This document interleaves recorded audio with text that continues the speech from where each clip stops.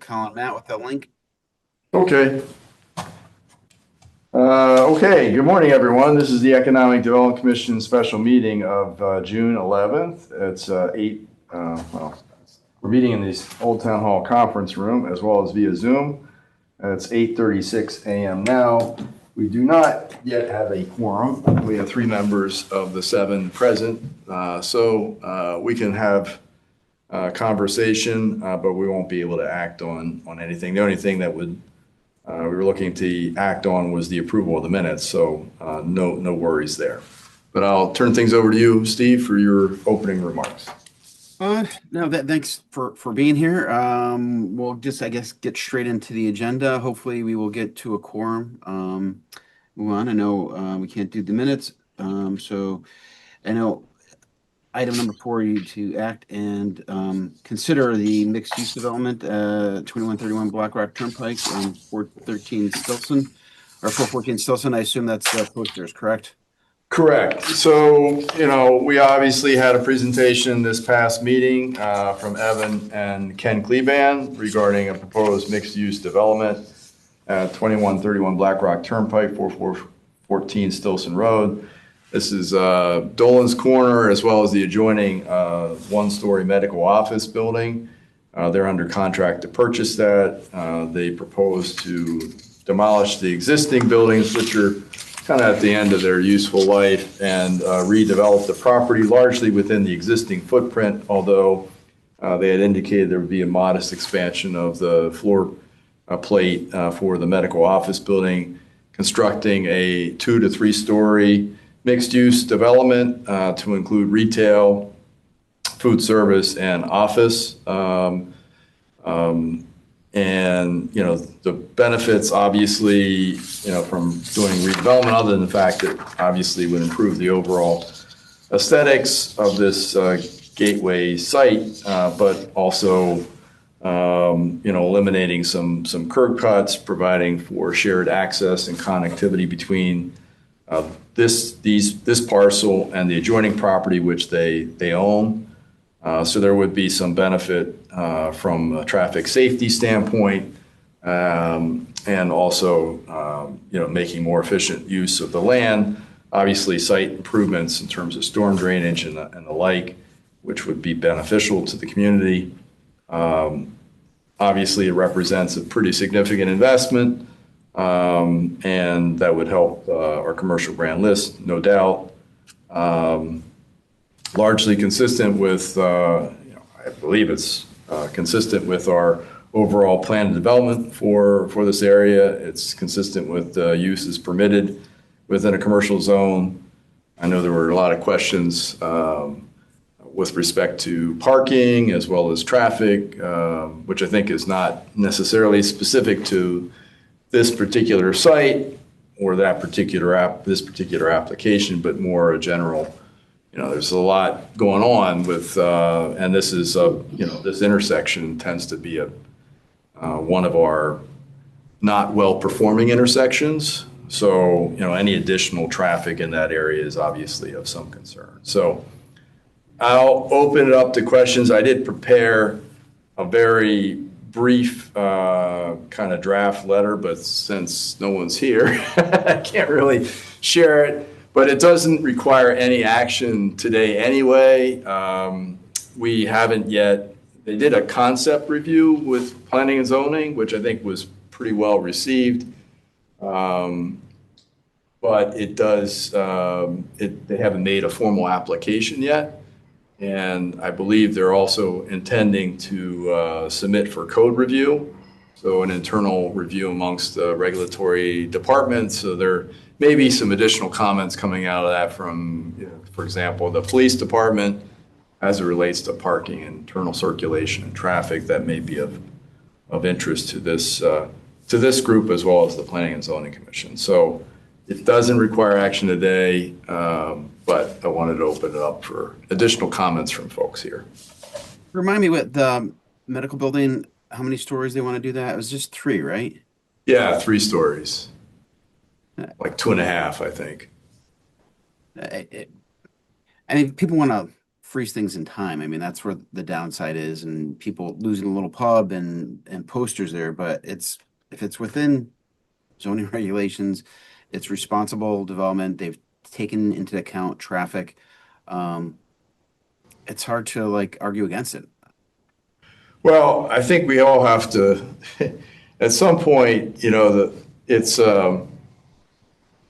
we go back and forth because we talk about wanting to grow the commercial grand list and to reduce the tax burden on residential homeowners.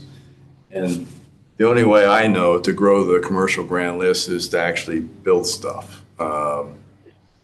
That's the reality of it. So whether, redeveloping a property that's already been developed, this would obviously enhance the grand list. It grows a little bit in terms of the size and scale of the development versus what's there currently. But again, I don't know anyone that would put back exactly what was there because they won't, it's not profitable. You can't do that and assume that you're going to get some kind of return on your investment. So it seems a fairly modest redevelopment proposal. Some of the comments from planning and zoning were that, we think that you might be able to do more with this site. But I think Mr. Kleban responded to comments with respect to whether it was suitable for residential, and he did not want to include residential as part of the overall development mix because he thought, that was being addressed elsewhere. So I appreciate the fact that it's focused on office and retail development, which again, along this commercial corridor seems important. Yeah, I thought his presentation was good, and I'm all for redevelopment of that corner for sure. It needs to be changed to some degree. It's really up to, how it gets zoned, how it gets altered along the way as to, them moving forward with it. But for sure, it'd be great to see that corner spruced up. Yeah. I also think the way they're addressing the parking and removing the curb cuts is certainly beneficial too. That's definitely something the town's been looking to do for some time now, and it does require, forward-thinking ownership and some scale, because he's obviously able to do that because he's aggregating parcels and he's able to then push driveway access points away from the intersection, eliminate some curb cuts, which are typically guarded by most commercial property owners. They want those because it adds value, but in this case, because he has such an expansive holding there, I would think he's able to, consolidate those and make more, again, that would be an enhancement from a traffic safety standpoint that the town's long sought. Kenny, do you have anything to add? I know you were concerned about, the seating capacity at the restaurant and how that would impact parking and. The only thing I would want to know is if indeed he gets his cross parking, permits and approvals from the adjoining property owner. Yeah, well, that's him, but I think to your point,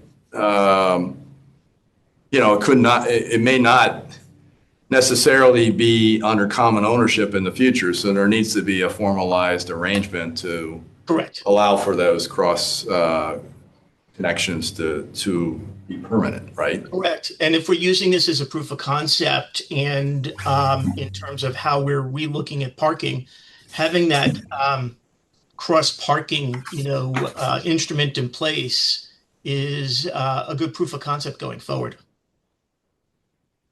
Okay, well, I did draft something. I tried to keep it short and sweet, and I'll send it out to everyone as part of the follow-up to this meeting, and then we can act on it at some future date. I don't think it's not an issue in terms of timeliness because there's no application currently pending. So I don't know when the code review would be scheduled, but typically, the formal application is sometime, usually a month or two after the code review, and then they would schedule it for a public hearing. So we're probably looking at a fall date anyway before it actually comes before the planning and zoning for their consideration. So my point is we have plenty of time.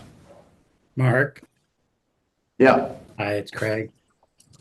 So I think you just answered most of my question, which was what's the process moving forward? I've been so involved in the thinking around 830G that I forget that there's just plain old normal developments. But so the process, there sounds like there's a bunch of regulatory discussion and review, and then sometime in the fall, there will be public hearing, and then planning and zoning will need to approve it, right, in a formal vote, correct? Yep. Okay. Yep. Yep. Okay, and then just a comment I wanted to share. So I've been meeting with a constituent in District 2. I don't know if any of you know him. His name is Mike Susal. I'm not sure if Oh, yeah. Yeah, I know Mike. Okay, I'm not sure if I pronounced his last name right. So he's very interested in the long-term planning of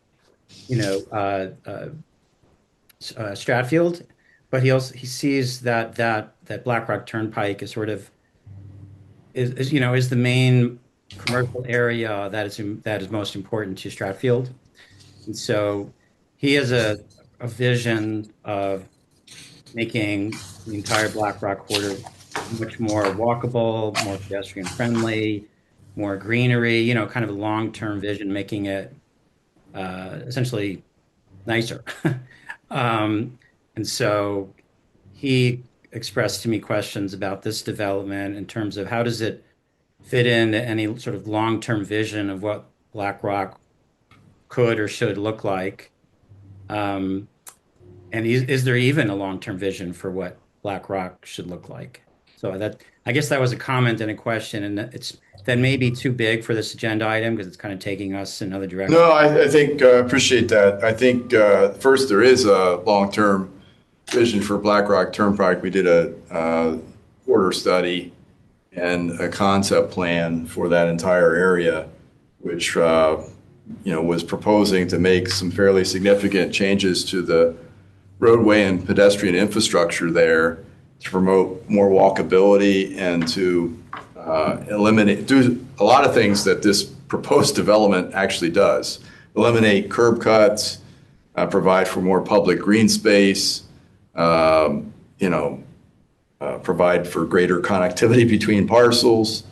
There's the public realm and there's the private piece, but this private development is entirely consistent with the long-term vision of that, in that, again, it's accomplishing a lot of the things that we've been looking for private properties owners to do to make the area safer for folks, for all users of the corridor. So I do think it's consistent, but there is the larger public improvement piece, which would need to get funded. I think we're trying to break it up into little pieces and probably starting at the Tunxus Hill, Black Rock Turnpike intersection. Thank you. That's right. Wouldn't that be more a function of having like zoning? Because if it's private property, like the town has little sway over like what people do to that other than being within zoning. Well, yeah, yes and no. I mean, I think, again, if you look in terms of walkability, there's certainly things that we require as part of a development proposal. If the property gets redeveloped, there are certain things that the owner or the applicant would need to do to be consistent with our zoning. So we can promote certain aspects of that, whether it's incorporation of sidewalks or encouraging people to provide for shared access, or all those things are subject to review. But you're right. I mean, it does require a private property owner to say, "Hey, I want to develop it," and then you have another opportunity to take a look at it to make sure it's meeting our public objectives. No, I mean, I agree with the concept, and I mean, I live over this end of town, and I would much prefer it was more pleasant to look at instead of sort of, like the sprawl sort of that you get. Yeah. But I mean, in my mind, there are only two ways of really effectively addressing it is either having tighter zoning laws or, I mean, the possibility of creating like an independent association that might, enlist members that could have a little bit more influence and solicit. So, I mean, Right. I don't know that we have any the sway we would like. I guess I don't know if that's the right way of saying it, but you know what I mean? Like, It's limited. Yeah, I don't disagree with that. Okay, so we good with that? We can move on. I'm sure you want to update folks on the Business Alliance. Sure. We met by Zoom. What was that? That was at the end of May, I think. But it was a really good, short, and productive meeting. Jen and I are working on a press release, which I'm behind on. I started a draft and never further than that, so I'll finish that today and get that over to Jen. Just talking about the cooperation. Mark, I think I looked. You were going to send out a meeting invite because we're going to use Zoom and just to make sure it's publicly accessible. Because it's for the 24th and I didn't see it on my calendar, so. Right, 24th. So we're gonna get with it because I didn't finish what I was supposed to do. I think. Well, you're probably correct. Usually for the Zoom rooms, I ask my trusty partner here, Mary Alice, to set it up for me because I'm technologically deficient, and she was out for a few days. So I will double check, make sure that's all set up, and we're good to go. And I'll send out that meeting notice and agenda. It's still 2 weeks out. The other thing we talked about doing is just coming up with a better name. It's kind of a mouthful. I mean, if you don't know what the Economic Development Commission is, the EDC is nice. Makes it a little bit more concise, but I believe Jen and Jackie from Fairfield U, who are part of the business program, are gonna generate some names for us to consider. The Town Gown Alliance? There was a few thrown around there, but I'll send out a reminder just to everyone for kind of where we're at with that. Or I'll let the marketing gurus figure it out. Yeah, that's a better plan. I know enough to be dangerous, but the next step at that meeting, the 24th, is just to sort of look at what we want to get behind and how we can better support like the events that are going on, both the promotion, and then we should be close to done with the survey, I think. Yeah, I'm a little bit behind as well. I had to finish up the Arts Commission survey first because we've got a cultural district celebration event coming up. But it's loaded. I still just need to do some QA, QC on it and then send it out as a test for you guys. So I think those are the action steps. The meeting, obviously the meeting invite for our next working group meeting on the 24th. Finalize the survey and send it out for all the members to test to make sure we've got it all set up. We do have kind of a list of current programs and offerings from the universities, which I think was, again, the purpose is partly to inventory what we're currently doing and make sure that people are aware of that before we start augmenting it. But then, I guess then it's where do we go from here type thing. And Beverly, I'm assuming is going to be happy to send out that survey, but it would be great if we can get it out sort of ASAP so we have some data points for the next meeting so we can kind of see what like local businesses where the area of need is. Okay, gotcha. Because that way, instead of making a decision, then we come back and get the survey and we put all our fish in one bucket and like, oh, that's like the lowest, priority as far as businesses' interests are. Okay. We'll try to refocus our attention on that to get it done. Maybe just a good intro on the survey for, on the purpose and like, please fill out quickly. It's a pretty short survey. I don't think it's any more than like 2 to 3 minutes, right? No, we try to keep it short because otherwise people won't take the time to fill it out. So that's where we are. And it was a really good meeting. I look forward to hopefully we could be there in person. I know I'm super grateful for today's meeting being on Zoom because I would have had a hard time making it downtown. But I will certainly be there on the 24th and look forward to next steps. Yeah, I think we're moving well. Yep, okay. So I don't have, if you were here, you would see that we have issued a new tourism mapping guide and a new rack card for the summer as part of our promotional efforts. So those are being distributed as we speak. We're working currently on a few other events which are highlighted on this rack card. We've got, obviously, we support Make Music Day on the 21st of June. We do have a Cultural District Celebration and Artisan Fair on the 27th. And then the Fairfield Fourth Fest, part of the Independence Day celebration here in Fairfield. The fireworks are on Friday the 3rd.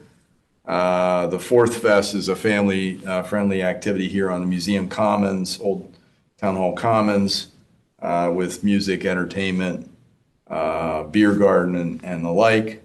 There'll also be access to some historical documents on display, like the Declaration of Independence at the Museum History Center that day, free admission. And we also have the annual sidewalk sale and street fair that we're working on the 18th of July. Did want to mention just a few projects that we're monitoring. We did complete a code review for a proposed new Goddard Early Childhood Center in Southport along Post Road, Kings Highway, that area. The site was formally approved for a Walgreens, and Walgreens decided not to go forward with that proposal. So we now have a similarly sized proposal for an early childhood center on that same site, but we don't have it yet, a formal application for the Planning and Zoning Commission, but I'll keep you posted on that. We do also are working with Bob Cinto on a proposed revised development plan for the old Fairfield Lumberyard site. It was formally approved for, I think, 150 unit age-restricted housing, like congregate housing type development, working with the what was then the Jewish Home for the Elderly. That kind of went by the wayside. He's reimagined the site and proposing a little smaller development in terms of units, 140, but it's more independent living. It is definitely catered toward an upscale, probably more mature audience, so to speak. But that, again, will need to go before the Planning and Zoning Commission for their consideration. And then lastly, if any of you tuned into the Planning and Zoning Commission meeting this week, Tuesday, there was a pre-application concept review for the Crossings, which is the Fairfield Blackrock development. We have gone through several iterations of the overall master plan. This is the latest. Since AMZAC Capital took over for Accurate Builders and Developers out in New Jersey, AMZAC was the equity partner to Accurate as part of Mayfairfield. Accurate was not able to perform, and AMZAC actually stepped in to finish the 71-unit residential building that's currently on site. They have gone back to the drawing boards and, again, reimagined the entire development, similar in terms of scale, roughly 600 additional residential units with a slightly larger hotel, 160-key hotel that's being proposed, and about 20,000 square feet of retail. But they had a pre-application review earlier this week with Planning and Zoning, and I believe the intent then would be to come in with a formal application sometime later this year. So that's kind of the development update. That same night, the Planning and Zoning Commission did consider establishment of the conservation parking mitigation districts. I was asked to appear and did appear before the commission on the 2nd of June. to provide some information about that and follow up to the commission's letter and support. And one of the things I did note, I had talked to the regional planning agency and gotten some information. They have done initial inventory of surface parking in downtown, and I shared with them the results of that, including a map which shows about a third of the land area within our center design business district is devoted to parking, and thousands of spaces, some of which obviously is private.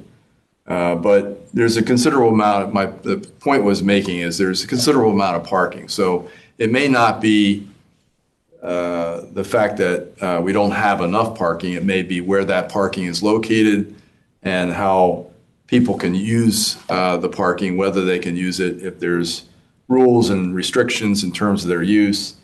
Maybe we can look at strategies in which we can make that more accessible to folks. So, that's kind of the purpose of the parking study. Long and short of it is, I think the majority on the Planning and Zoning Commission decided not to go forward with the conservation parking mitigation districts. My testimony was essentially I didn't see it as a big issue either way, but I didn't see a problem with them establishing it either. I just don't know that we would see a lot of, the whole purpose of these is to provide a minimum parking requirement for developments with 16 or fewer residential units. I just don't see a lot of interest in doing small scale residential developments without the protection of an 830G application, which we're in a moratorium. And secondly, I don't see a lot of interest from developers to do a development of any kind without some provision for parking. It just doesn't make a whole lot of sense to me because the marketplace certainly expects there to be parking associated with that. People that are paying a premium for an apartment, expect there to be parking associated with that unit. So, but my conclusion was I don't see an issue with if they were to move forward. They chose not to. So we are following up because I do think the parking study makes sense. So I did reach out again to MetroCog, the regional planning agency, to determine their ability to help fund that effort. There seems to be some funding available for those types of planning studies, and we Mark, probably need to come up with 20% as a Just a match. question on that. Do they look at any sort of seasonality on the parking? I just wondering the differences when the school's in session versus not. Yeah, I think there is certainly seasonality, particularly with train station commuter parking. You'll see that during the summer months, whether it's school or people taking vacations, there's less demand. There's less demand, and Kenny can probably talk more about that on Mondays and Fridays than there is Tuesday, Wednesdays, and Thursdays at the train station too. But I do think, we need to look at our utilization. It might be that, again, I don't want to predetermine what a parking study may look at. It was something that the Planning and Zoning Commission did recommend in their POCD. So I think it's well worth studying and seeing if we can make better use of the existing parking that's there and whether there's opportunities to add to it strategically as we go forward. So I think there is money to do that, from what I understand. We would need to provide a 20% match, which I think we can come up with. And, hopefully that's something, there seems to be strong interest on the part of the Planning and Zoning Commission to do that because it, again, was something that they had included in their plan as a recommendation. So that's it for my report. Just curious, any interest or movement on the Jungers buildings there? The what? the car dealerships up on Tungus there? No, I did talk to the broker and as well as ownership. They did reduce the price. I mean, I think that might be some of the issue there. You know, they do see that primarily as a redevelopment opportunity as opposed to, you know, take it down in new construction. But, you know, there's been interest, but but I think pricing was a little bit of the issue there too. Yeah, just a chance to help transform that part of the corridor there. For sure. And I did want to, since you meant, you know, we are still surveying as time allows some of the property owners there determine their interest to extend the commercial district northward along Tungus Hill. It's currently zoned, or at least a portion of this is zoned neighborhood design. It's not quite what I envision as a neighborhood business center, more so a commercial corridor. So I think there is some benefit to rezoning, not the least of which is some of those parcels are split zones, so it creates some complications in terms of potential reuse. So I'll keep the commission posted on that, but I think the recommendation would certainly be to rezone it, assuming we have support from the property owners that would be directly affected. And to date, you know, all have indicated support. So, but I still have to finish up with talking to a few people. Stephen, can you tell me the exact location you're talking about? SCAP? The SCAP auto dealer where the Jeep dealer was?